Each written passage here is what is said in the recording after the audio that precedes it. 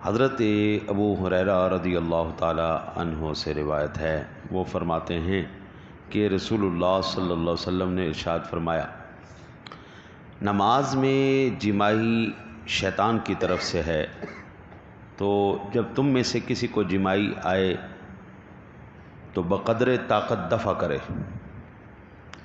اور ترمذی کی دوسری روایت میں اور ابن ماجہ میں ہے کہ اپنا ہاتھ اپنے منہ پر رکھ لے، منہ کھلا نہ چھوڑے، تہذیب کے بھی خلاف ہے، ایسی بات نہ کرے۔ ہر جمائی شیطان کے اثر سے ہے، نماز میں ہو یا باہر، مگر چونکہ نماز میں زیادہ بری ہے اس لیے خصوصیت سے اس کا ذکر کیا گیا۔ جمائی غفلت سے، سستی سے، زیادہ کھانے سے اور نیند کے غلبے سے ہوتی ہے، یہ اس کے اسباب ہیں، اور ان سب میں شیطان کا اثر ہے، لہٰذا یہ فرمان بالکل حق ہے۔ اور حدیث پاک میں ہے کہ اللہ رب العزت چھینک کو پسند فرماتا ہے اور جمائی کو ناپسند فرماتا ہے، اس لیے چھینک پر الحمدللہ پڑھی جاتی ہے، اور جب جمائی آتی ہے تو اس میں ہم پڑھتے ہیں لا حول ولا قوت الا باللہ العلی العظیم۔ ٹھیک ہے جی، یہ روایات ترمذی شریف کی، ابن ماجہ شریف کی ہیں جی، اور بخاری اور مسلم شریف کی روایات بھی ہیں جی، وہ میں عرض کر دیتا ہوں جی۔ عن ابی سعید الخدری قال قال رسول اللہ صلی اللہ علیہ وسلم اذا تصاب احدکم فی الصلاة فلیغزم ما استطاع فإن الشیطان يدخل، رواہ المسلم۔ وفي رواية البخاري عن ابي هريرة اذا قال اذا تصاب احدكم في الصلاة فليغزم ما استطاع ولا يقلها فإنما ذلك من الشيطان يضحك منه۔ حضرت ابو سعید خدری فرماتے ہیں کہ کریم آقا جی علیہ الصلوۃ والسلام نے ارشاد فرمایا، جب تم میں سے کوئی نماز میں جمائی لے تو جہاں تک ہو سکے اس کو دفع کرے، کیونکہ شیطان داخل ہو جاتا ہے، شیطان منہ میں داخل ہوتا ہے۔ اور بخاری کی روایت میں ہے کہ حضرت ابو ہریرہ سے روایت ہے کہ تم میں سے کسی کو نماز میں جمائی آئے تو بقدر طاقت دفع کرے، اور نہ کہے ہاں، منہ جب کھلتا ہے نا جی تو آواز کر کے نکلتے ہیں جی، تو یہ چیز نہ ہو اس کو۔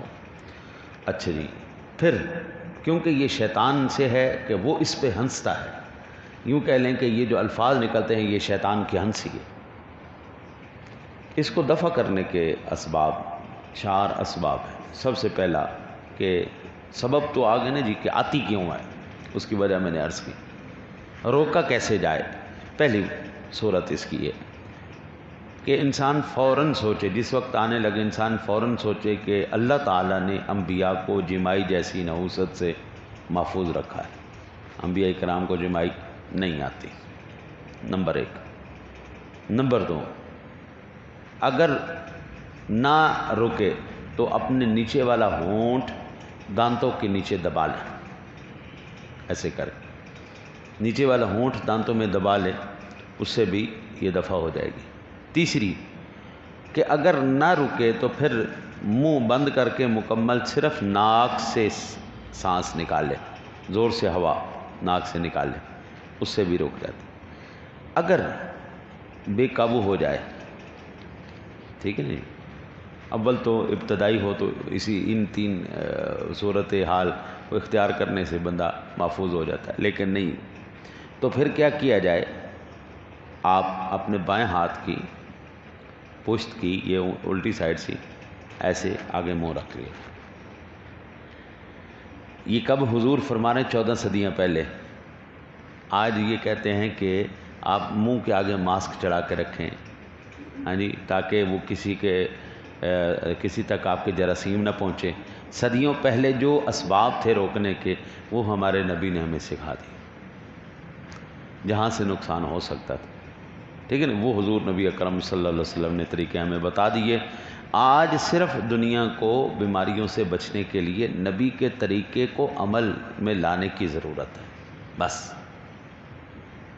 اس سے ہی 90% تو بیماریاں ختم ہو جائیں گی۔ صرف آپ اپنی زندگیوں کو نہ جی حضور کے طریقے کے مطابق چلانا شروع کر دیں، آپ کی بیماری، ہمارے بزرگ بیمار کیوں نہیں ہوتے تھے؟ کیا اس وقت بیماریاں نہیں تھیں؟ اس وقت تو زیادہ بیماریاں تھیں. ہاں جی، فلٹر کوئی نہیں تھے، پانی فلٹر کوئی نہیں پیتا تھا. ہاں جی، یہ جتنی بھی احتیاطیں آج ہمارے پاس ہیں یہ کوئی نہیں تھی ان کے پاس. سادہ پانی تھے، کنویں سے پانی نکالا، چلو سارا جراثیم بھی اندر، سارا کچھ اندر. ہاں جی، تو وہ کیوں زندہ رہتے تھے، وہ مضبوط بھی رہتے تھے؟ اس کی وجہ یہ تھی کہ وہ لوگ اپنی زندگیوں کو اللہ اور اس کے رسول کے طریقے کے مطابق گزارتے تھے، اس لیے وہ بیمار نہیں. مدینے کی بستی میں آیا ایک حکیم، تو وہ بیچارہ بیٹھا رہا 10 دن، اس کے پاس کوئی آیا ہی نہیں علاج کروانے کے لیے. اس نے کہا یار یہاں کے لوگ بیمار نہیں ہوتے؟ کہا جس دن سے حضور کے طریقے پر عمل کرنا شروع کیا بیماریوں نے ہمیں چھوڑ دیا. سادہ سی بات ہے جی.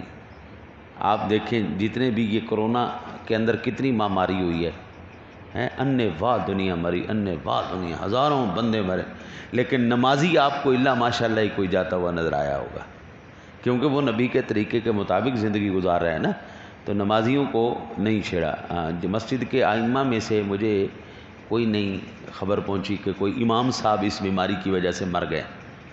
ہاں جی، میں بھی تو ہوں نا جی، ہم نے بھی نمازیں بھی پڑھی ہیں، تراویحیں بھی پڑھی ہیں، سارا کچھ کیا، ملے بھی ہیں، عیدیں بھی پڑھی، سارا کچھ کیا، لیکن ہم زندہ بیٹھے ہیں بالکل فٹ فاٹ، کوئی بیماری نہیں، کیونکہ ہم نبی کے طریقے کے مطابق. جس دن ہم نبی کے طریقے سے ہٹ کے چلتے ہیں نا، کوئی نہ کوئی نحوست گلے پڑ ہی جاتی ہے. اللہ سے دعا ہے اللہ آپ کو مجھے عمل کی توفیق عطا فرمائے.